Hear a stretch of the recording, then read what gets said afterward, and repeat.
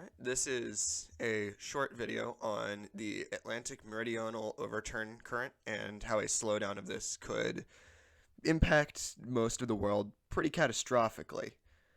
Um, so, just for starters, we want to know what the AMOC, or Atlantic Meridional Overturn current, is.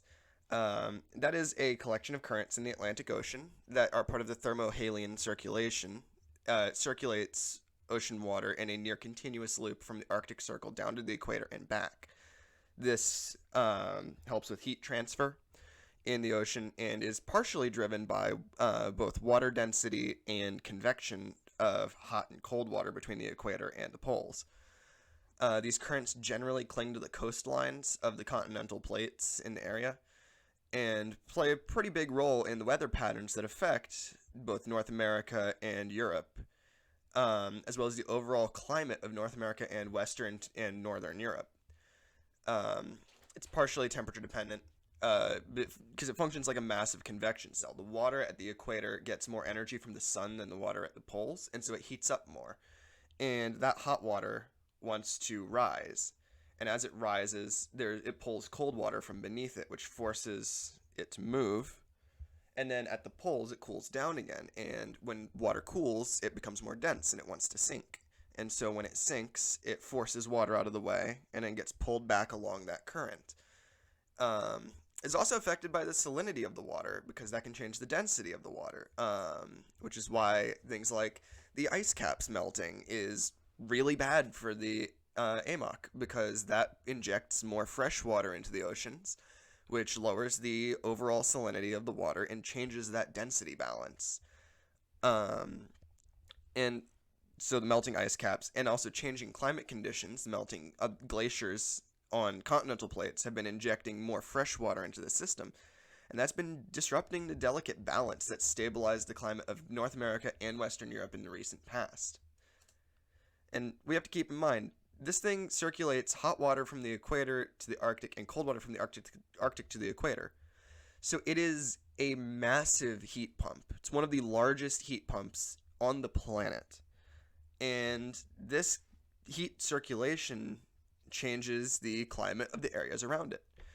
So by circulating heat from the equator northward, it allows the northern regions of North America and Europe to remain far warmer than they would otherwise be. And these heat transfer from these currents also affects storm formation over the Atlantic, and that helps lower the available energy for hurricanes by keeping water near the equator more cool than it would otherwise be. Because you'll sometimes hear, like, when a hurricane is coming, that it'll be getting stronger as it crosses water, and that's because it is able to, hurricanes suck heat energy off of the water and use that to fuel their own spinning. And so if the AMOC slowed down, you might see how we could have a bit of an issue there, because that's more energy available for hurricanes. Because of the AMOC, there's less weather for some catastrophic weather events. So, according to an article published by Nature.com, the AMOC weakened by 30% during a period between 1957 and 2004. Evidence also suggests that it began weakening during the early industrial period by a factor of 1.4 Sverdrup, which is a non-scientific unit of flow. The data from the CMIP5 project shows that between 1870 and 2006, the AMOC weakened by 15%, likely due to anthropogenic climate change. It is pretty well known that CO2 and other greenhouse gases raise the atmosphere's temperature, and since the AMOC relies on thermal flux between the equator and the Arctic to flow, the temperature change in the atmosphere is then affecting the water temperature, which reduces the amount of thermal flux that can take place, because there's not as much of a temperature difference if everything's getting heated up at the same time. And so that temperature change is likely the cause of its apparent weakening. According to a study done by Maynooth University using the CM 2.6 model, a simulation of the AMOC with CO2 increases of 1% each year showed a slowdown of the AMOC induced by a decreased thermal difference between cold northern water and warm equatorial water. This data correlates with what has been observed via the CMIP5 project, showing that anthropogenic climate change is likely a major contributor to, if not the cause, of AMOC weakening. And again, if the AMOC shuts down or weakens, we've got a big problem. Because if it were to weaken, we could expect drastic changes to the climate of the northern hemisphere, with potentially horrific consequences. In Europe, we would potentially see the northwestern areas get far colder, and we would expect to see sea ice begin to extend downward as heat transfer between the equator and poles decreases. This would also cool the equator or the atmosphere over Europe and North America significantly, and the equator would warm up, not cool. But beyond cooling of the northern hemisphere, we could expect areas closer to the equator to warm significantly, meaning that the Gulf Coast and other southern areas would have increasingly warm and wet summers. This would mean another thing, though. Because you remember what I said earlier, hurricanes draw heat energy off of the ocean in order to get more powerful. If the AMOC slows down, we can expect to see an increase in Category 5 and Category 4 hurricanes hitting the coast. And now these hurricanes would potentially be not as big size, or not as. It's hard to just explain, but they'd be more wet than we'd expect. We'd see things more like the superstorms that have hit in the recent past, which would be catastrophic. We're talking millions of dollars of damage to cities and property on the coasts, not to mention the egregious risk to human life in that case. So in Europe, we could see cooling of up to 10 or more degrees Celsius. We could see severely increased storm intensity over the ocean due to increased available energy from the temperature differential between the North and South Atlantic, since the South Atlantic would be far hotter and the North Atlantic would be far, far colder. This could mean a storm intensity increase of 10 to 20%, and that doesn't necessarily sound like a lot straight off the bat, but that's a lot.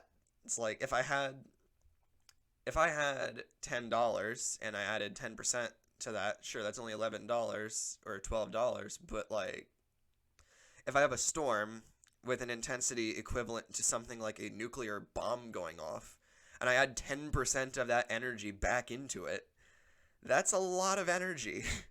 That is an unfathomable amount of energy. Europe would become drier as a whole, and the entire Mediterranean region would become warmer and wetter by a factor of around 35%, as cited from one of the sources, source 4, which is in our bibliography at the end of the video. We could expect to see intensification of hurricanes, specifically impacting the United States East Coast, which could cause millions of dollars of damage, not to mention loss of human life, risk to human life, risk to infrastructure. This could cause significant damage to our power infrastructure, which means huge portions of the East Coast might be without power for significant periods of time. If that happens, that's a big problem, because people in hospitals, they don't have power anymore if that happens. People at home, they don't have power anymore if that happens. And without power, we don't have heating, we don't have light, we don't have computers, we don't have any way to communicate with each other besides mail. And if the infrastructure is out, like roads are washed out and there's no gas anymore, we don't have any way to send mail either, because it's not like we're going to go and use carrier pigeons. So if that happens, that could be catastrophic to our way of life in general. Action. Alright, so we can see here that the heat flux has been increasing exponentially over a course between 1860 and 2000. We can see that at the same time, the AMOC has seen an increase in its standard deviation in the same time period. And at the same time, we can see that the heat flux has been increasing in correlation with the AMOC going out of its standard deviation. As well as, we can see that the precipitation rate in the North Atlantic has been increasing at the same time that the AMOC has been increasing in its standard deviation rate. That's likely the result of climate change on the AMOC. And that could be a pretty bad signal that we might see some pretty bad stuff happening with the AMOC in the future, such as slowdowns of it if this continues to happen. So the question is, what can we do about the AMOC slowing down? And first off, we need to lower carbon emissions. Lowering carbon emissions can and will help us prevent damage to the AMOC. The less carbon we put into the atmosphere, the less the atmosphere heats up, and in this case, carbon doesn't just include carbon dioxide. I'm including methane as well in this, because methane is significantly more dangerous to the atmosphere than carbon dioxide is. It's a much, much more powerful greenhouse gas.